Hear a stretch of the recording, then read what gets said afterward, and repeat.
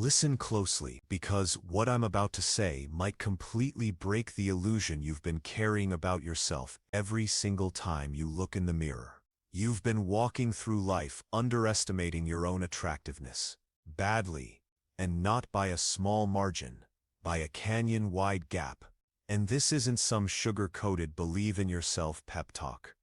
No, what I'm talking about is science, psychology, and the very real, very measurable signs that you are far more attractive than the reflection staring back at you would ever allow you to believe. Here's the shocking truth. You've been blind to your own signals of attractiveness your entire life. Most people think attractiveness is about symmetry, flawless features, model-tier proportions. That's what magazines sell you. But real attraction, it doesn't work like that. There's something called the mere exposure effect. Psychologists have proven it over and over again. The more you see something, the more critical you become of it. And nobody sees your face more than you. You've trained yourself to find the flaws. You zoom in on the tiny imperfections no one else notices. Meanwhile, everyone else sees you fresh. They don't have your catalog of flaws memorized. They're not comparing you to your perfect mirror version. They're just reacting, instinctively, subconsciously, to the truth of what's in front of them. Ever catch someone glance at you, then glance again? You probably thought, what's wrong with me?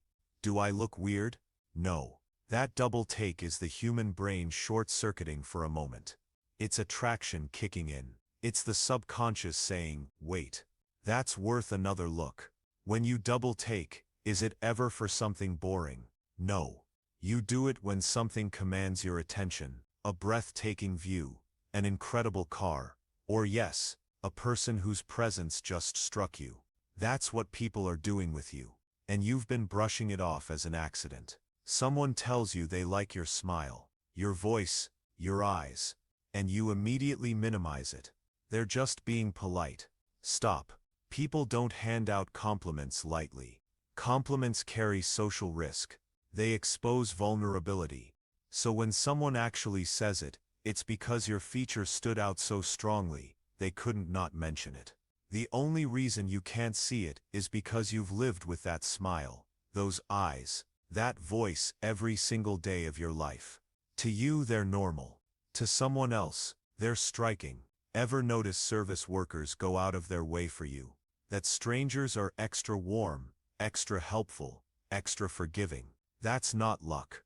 That's the halo effect. When people perceive you as attractive, they unconsciously assume you're kinder, smarter, more trustworthy, and they treat you accordingly. You thought you were just good with people, but part of it, whether you admit it or not, is that your appearance makes them predisposed to like you. Here's the paradox. You hate how you look in the mirror, but in certain photos you suddenly look better. And you chalk it up to lighting or angles. No. Photos reveal what the world actually sees. You've been conditioned to your mirror image, reversed, slightly warped, filtered by your own self-criticism.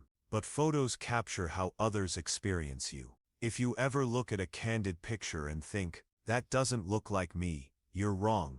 That's exactly how you look. And it's often more attractive than the version you've been tearing down in the mirror. You talk to someone for 30 seconds at a party. Weeks later, they remember your name. A cashier recognizes you after one interaction.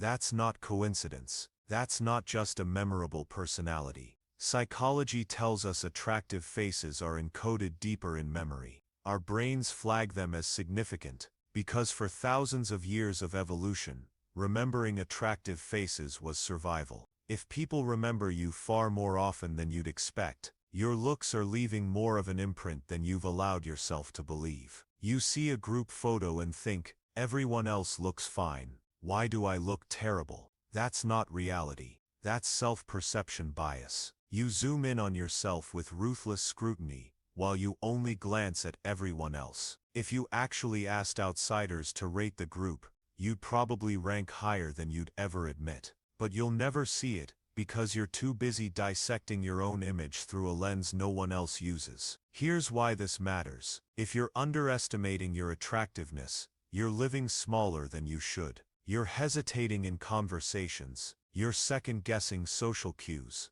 You're dismissing compliments. You're killing your own confidence before the world even has a chance to reflect it back to you.